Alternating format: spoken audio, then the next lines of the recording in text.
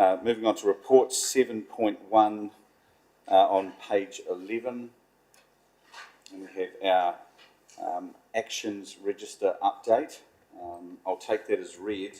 And you have the updates before you. Are there any questions in relation to any of those action points or elaboration on the updates? Okay, well, I'll move that. Seconder, please. Councillor Pye. All those in favour? Against, so moved. Thank you. Moving on to 7.2 on page 14. We have our continuous improvement updates, and welcome to present to us. Thank you very much.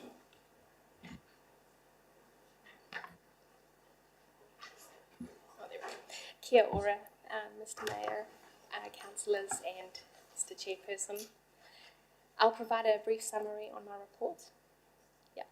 So Bookable Stage 1 has gone live and is now accessible to all our users. Stage 2, which is the events module, is in the planning phase, and that's due to commence in October next month. The public place trading is currently being reviewed to simplify the processes. Discussions are being had with different groups to gather insights and feedback.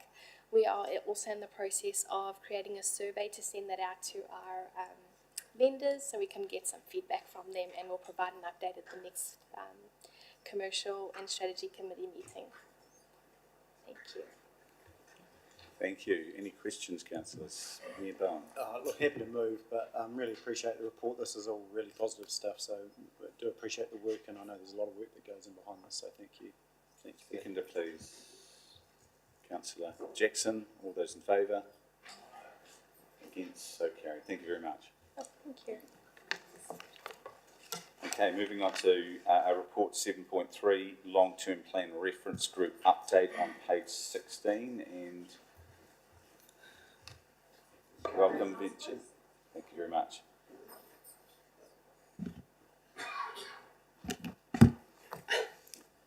Morena, thank you very much. I'm going to take this report as read.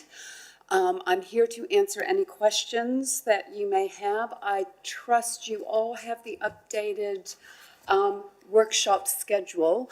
There were a few chops and changes to accommodate clashes with other commitments, but I think we've nailed it now. So hopefully it's in everybody's diary. And if there's any queries about that, I'm happy to answer. If there are going to be instances where some councillors will be away, but we will still make sure that you have all of the information, and everything will be available on the hub. And of course, I have my little informative videos that I'm sending you from time to time.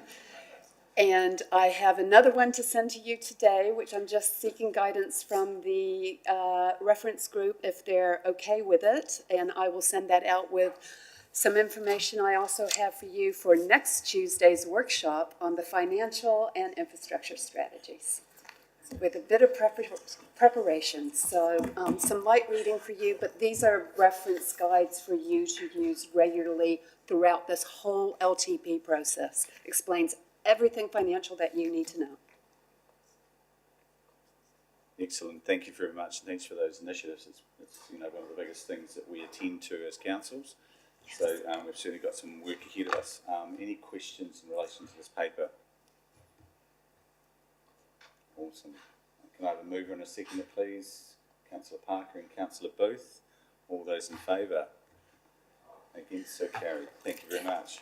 Kia ora, councillors. I'll just have these in the back and you can pick them up as you go. Thank you. Okay, moving along to our report 7.4, Accounting Policies 2023 Annual Report, page 19. Thank you, John. Welcome. Good afternoon. After that big pile of LTP papers, my little accounting policy paper looks quite small. So you'll be delighted to know that we have no need to go through point by point and look at every accounting policy. Mr. Chairman, I've presented the report, and the key elements, I think, are outlined in the discussion points. One point that we need to understand, I think, corporately, is that these are group accounting policies, the group being Timaru District Council, Orangi Stadium Trust, Venture Timaru, and Timaru District Holdings Limited. However, my understanding is that this review today is on behalf of Timaru District Council, and there's no group review of the group accounting policies until they're approved as part of the annual report by the whole council. And this is an issue that TDHL and I are discussing in terms of reviewing how we improve this process in 2024, because the only point at which these are discussed for, particularly for TDHL, is at their statement of intent. And there probably needs to be some rationalisation and review point to ensure that we have consistent accounting policies across the group. And substantially they are, but at the moment there's no formal mechanism for ensuring that that happens. So I'm just noting that, and you need to make no decisions about that today, but at some point I hope that we will be addressing that. You'll see that the most significant change is the valuation of artworks. We have been progressively moving towards a fair value for all of the assets over time. It's not an instantaneous process, as you will have noticed. The long discussions about water valuations and roading valuations, that's now settled down, and we have a process which we're largely in agreement with Audit New Zealand about the process, and this year there was very little drama in discussing that, so that's good. However, we are moving towards fair value of all the assets over time, and this year, fortuitously, Artworks was due to be revalued anyway for insurance purposes, and so we are utilising that process to revalue them for accounting purposes as well. And you will note that it's quite a substantial revaluation. So we have left it at the original basically cost, in effect 3.4 million for some years, but the number which it has been valued at of 12.3 million, substantially higher, and obviously a much more fair representation of the value of our art collection.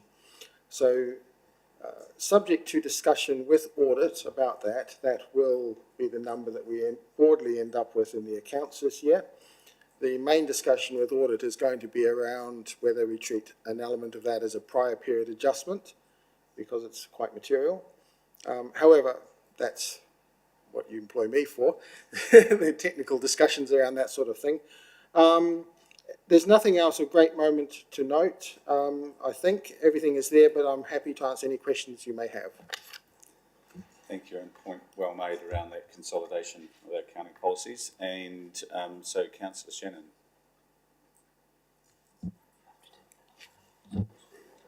It's always Councillor Piddington, isn't it? My question was actually around the valuation of the art collection and the impact that that would otherwise therefore have on our insurance. And given that, even though of course you're using, the experts are used to value artworks and what have you, it's still to a degree subjective, and therefore as that's reflected in our insurance policies, is there a strategy that's applied, like for example anything beneath a certain value we're not going to insure it, the likelihood of entire collections disappearing, all of that sort of thing? I'm just interested. Ironically, for the artworks, the insurance has been consistently done and updated over the years. But in broad terms, our insurance is has an area of self-insurance in it, and we outline that, I can't remember the number, in the accounts as part of the notes to PP&E. But it is fairly substantial, and my understanding is that insurance is on the table for wider discussion at the moment because of that issue, because there's obviously always going to be a grey area about this is absolutely insured, this is uninsured, And what do we do about the substantial amounts that, if there was an absolute disaster, would need to be insured, but short of that, we'd probably just cover. That's not something that we specifically address in the annual report process, apart from one comment about self-insurance. Insurance is not specifically in my area of management, but we acknowledge that as part of the interaction. Things with the annual report is that we sort of capture quite a wide range of information and then have a picture that goes up for the annual report. So when things like that of significance are noted, Audit New Zealand will often take note of them, and then you'll see comments coming up in the audit statements saying, you guys need to look at this sort of thing. Now, they haven't said that about insurance. I don't know if it's on their radar this year. They have quite a lot of work that they have to do, as you're probably aware from the news reports, and probably won't be looking at insurance. But my understanding is that internally we are considering that. Thank you. Happy with that? Councillor Whittington? John, I probably spend too much time on Trade Me, but what about the museum? Do we value the assets of the museum? I see someone was flogging stuff from the British Museum, a few antiquities in the front pocket. Did you get any? I think Philip picked up a few things that he's putting up. No, yes, slightly embarrassing that really, wasn't it? But actually this year we were discussing that, I was discussing that with Museum Director, Philip Howe, and we have a strategy for looking at how we might value it. The problem with museum valuations is that it's difficult to value each piece because most of them are unique to start with, obviously, and also it's about the value to the community is not necessarily the value that's on the market. So unlike most of the British Museum stuff, where you can sell it as an antiquity in and of itself, a lot of our things that we've retained in the museum are there because they're of historical interest to our community. But there are ways of valuing it sort of in a holistic way to say, if you lost it all in a big fire, God willing that doesn't happen, but if that happened, how would you replace the picture that you're presenting to the community of our history? So it's not about buy this thing to replace this thing, it's about the picture that we're presenting. And there are techniques used around the world for doing that, so it's not on this year's agenda, but it certainly is on for next year's agenda. Awesome. Councillor Pye? And just on the valuation of the paintings, so I assume they are not depreciated, and so to replace them, we're just relying on insurance, aren't we? We don't have any savings to replace any artwork, it has to be insurance. That's correct, yes. Then I just have one other minor question on that. So we say that there have been no significant changes except for the valuation of the artworks, but in the policies themselves, I think it's number 4 or something, says there's no changes. Do we actually mean that or not? It's not number 4, sorry, there isn't. It says there have been no changes in accounting policy. Do we need to specify except for that valuations there, or is it not significant enough to be noted in there? This is a matter of debate between accountants and auditors since accounting and auditing was invented back in about the 17th century. The grey area again, see, everyone thinks accounting is black and white, but there's lots of grey areas. But we prefer to think of accounting policies and accounting practices, but they all tend to get lumped into the accounting policy statement. So we have a policy of valuing the artworks, which has been in a particular methodology. So we're changing that methodology, but we're not changing the underlying valuation of the artworks. So that will be my argument to audit, but they may disagree, and so we may end up having to say there's been a change. But when we changed the water valuation and the roading valuation, they were happy with the fact that we were changing the methodology rather than an underlying principle of valuing them. Yes. I have another question around the water valuation. Why are we bothering with that if the current government is just going to remove those assets for us anyway? Why? Because I assume that valuation comes at a cost to council, completing the valuation, I mean. Well, this year, the original plan was that we would do a triennial valuation, so once every 3 years, and then inflation got a bit high, so we've ended up having to revalue it ever since. And this year, we've agreed with audit that we will not do a full-blown revaluation, but rather revalue based on the indices. So we've got an expert, WARS, who we usually use, to give us the indexed increase, and that's what we're going to be using. So it's relatively cost-free in terms of the valuation itself. However, the wider issue in terms of the Three Waters changes, at this stage, we are expected to treat it just as our asset, regardless of what might happen in that space. Happy with that? Yes, thank you. Yeah, thank you. Through you, Mr Chair. So it records and presents the value as at 30 June when we still own and control that asset, and the standards require that we present the value in our policy as effectively a fair value of it.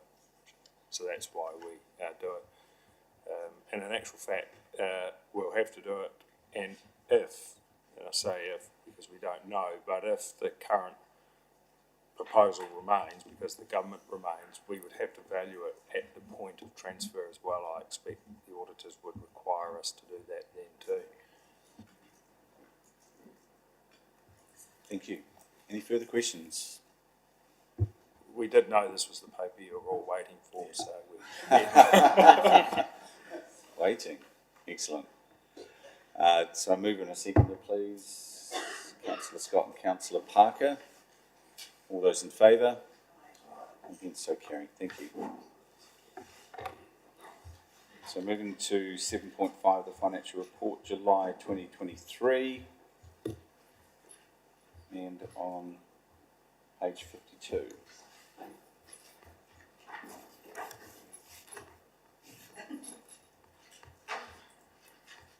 Thank you, Thanks, Mr. Andrew. Chair. Cheers.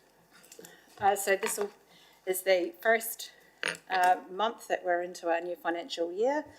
So we're actually tracking behind budget at this point in time, which I guess is a good start to the year. So long may it continue. So not really much to report on. We haven't had to borrow anything this month, which is another good thing. So they've remained stable. So you'll note that the report has taken a slightly different layout and view this year, or this month. So interested for your feedback, whether or not it's a lot simpler to read, or whether there's information that you'd like added to it to make it a bit more user friendly. So up for any feedback. Any questions as I gaze to my left? Councillor Booth. Yeah, look, I was just wondering about capital repayments, and where and what sort of quantum have we paid back. Obviously we're borrowing money, so we're collecting rates and it's classed as depreciation, so I presume that money is going towards capital repayments. Can you give me an idea? We're borrowing money flat out. I assume that we're actually paying it back. So can you tell me what we've, can you give me an insight into that, please? Thank you, Councillor Booth, and through you, Councillor Burt. So what happens is we depreciate in the order, I think in the annual plan we're depreciating 33 million from memory, and we will spend all of that money in effect on capital work. So we are spending all our depreciation. But we budgeted, and in the last few years we've spent $60–70 million.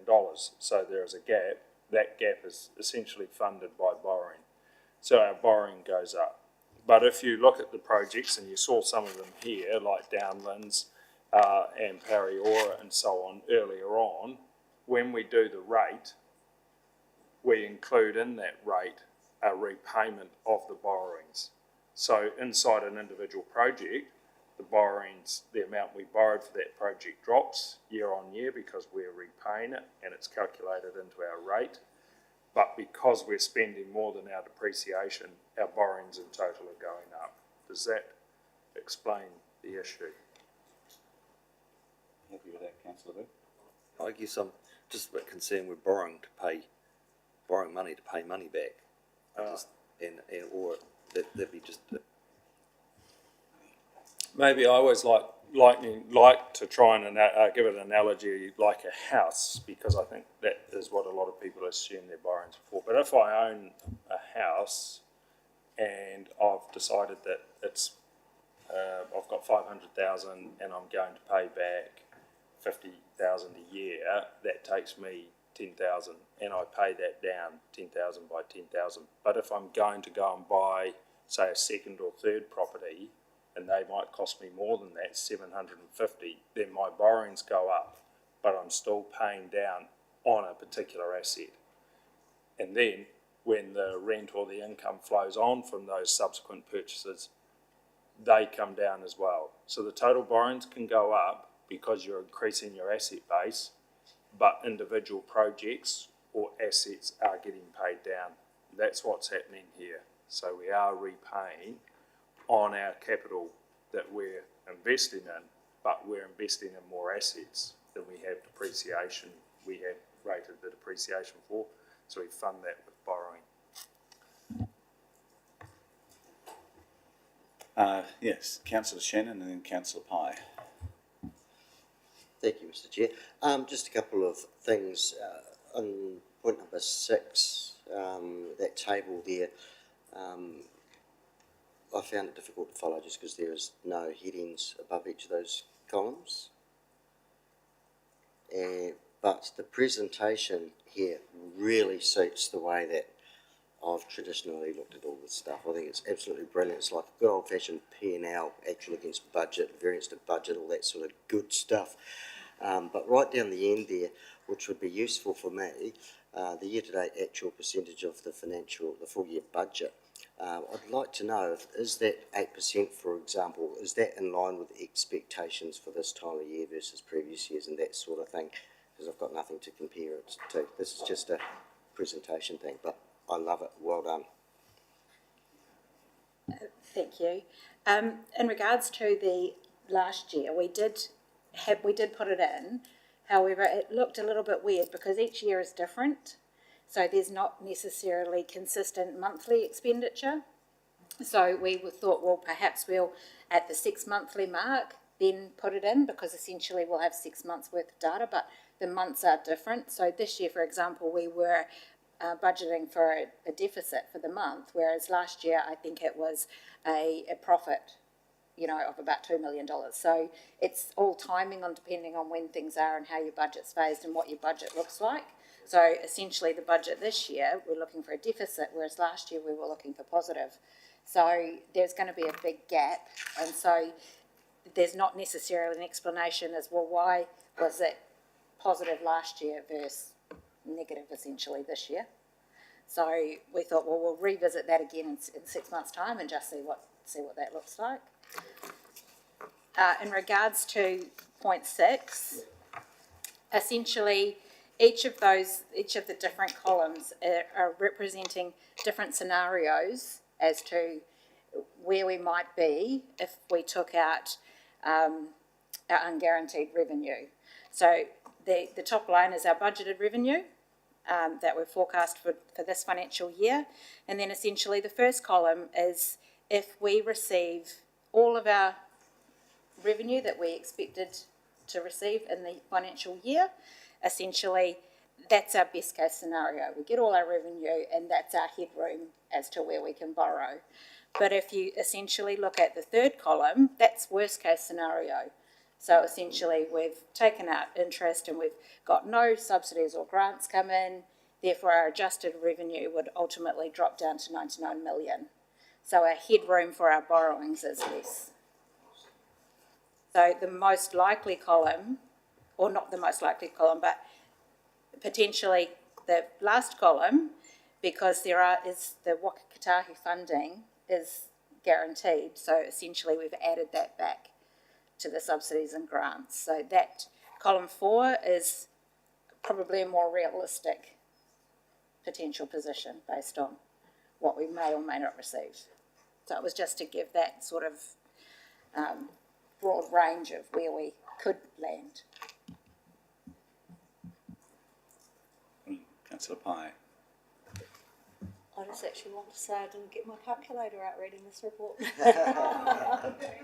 Maybe because it was only 1 month's of data and not so many variances, but well done on making all the changes that we have been requesting. It is a far better report in my mind, and that table with the available, or the headroom is really useful, and I look forward to it progressing throughout the year, so thank you very much. Any further questions? It's always good in a Commission on Strategy meeting to go from stop the madness to well done, and I love it. Absolutely.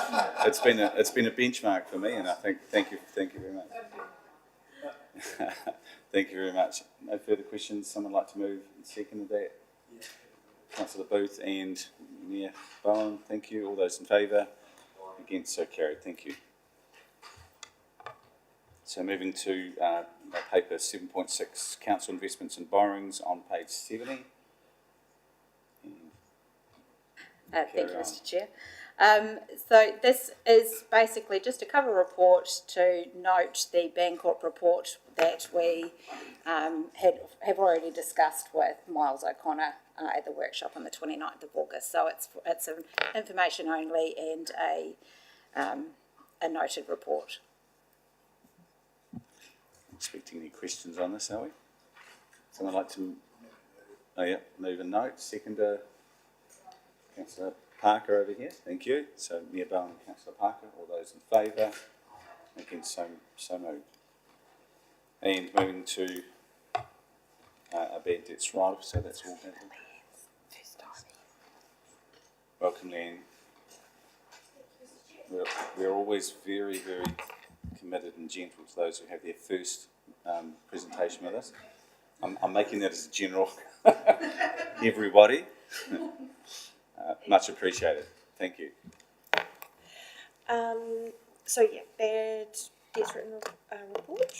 So the 3 points I'd like to leave with you today are, firstly, we have a robust process for debt recovery in place now. Secondly, we are actively developing a debt recovery policy as part of the LTP process. And thirdly, it is our intention to provide a similar report on a quarterly basis so that you are in a position where there's transparency between ourselves and the councillors. Fantastic. Excellent. Any discussion around that? Councillor Piddington. Just a couple of things. Do we have a minimum value we can write off without you guys having, there's an amount there for $1.22. Cost you more than that to write $1.22. And the second question is, are we more robust now? And I know it's back a few years, but someone hired the stadium on 4 different occasions over about 5 months and didn't pay for any of them. Surely if they don't pay, we stop people using facilities. Great question, Councillor Piddington. Now that we do have our finger on the pulse, essentially, I feel like my team will certainly be in a position that you won't have a quarterly report like this to review. It will only get better, and I think with engaging with our debt recovery stakeholder, they will be actively working harder for us as well.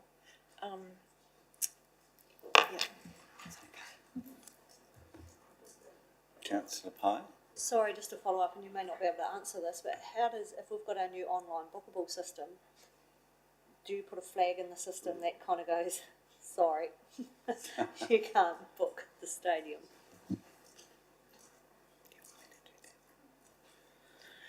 Can I through you, Mr. Chair? So I don't think we're actually across that yet. It's part of those further phases, but I can speak from experience about how well informed our staff and the revenue team are to potential recidivous offenders, and so that we will be working with the user experience team to make sure that we have the right processes in place. Excellent. Any further questions? Thank you.